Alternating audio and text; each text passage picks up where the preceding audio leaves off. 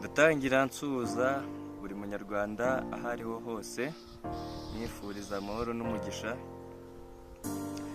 Iyi nkuru rero twari tumaze iminsi tuyumva, ariko ntitugire ubushake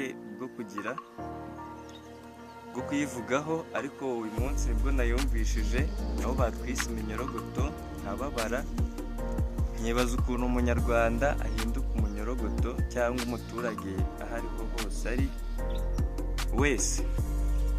Ibi bintu byambabaje binkora ku mutima, ndavuga ati ngomba kuyibwira buri munyarwanda wese aho ariho hose, kandi nkakangurira urubyiruko kugira ute kubyamagana ibyo bintu. Abantu bari kugenda bavuga ku musaza bakamuvugaho amagambo mabi, ni umubyeyi wacu, turamukunda kandi natwe aradukunda, atwifuriza ibyiza ku gihugu cyacu. Kuri abo bantu rero bagenda bavuga, nkaba nkangurira urubyiruko gukoresha izo smartphone zanyu, tuzikoresha gutya rero tukaba twarwanya ibyo bintu batuvugaho.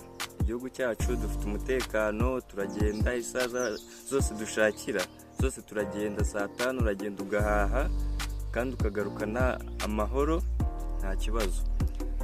Rero ibyo bintu tugomba kubyamagana, tukagaragariza isi yose ko twe nta kibazo dufite kandi umutekano ari wose. Ibyo bintu bavuga kuri za Goma nta ruhare tubifitemo, ibyo ntabwo ari ibyacu. Bavuga ko ari twe dutera inkunga y'umuventura, reka ntabwo ibyo bintu tubizi, ntabwo abantu tubazi.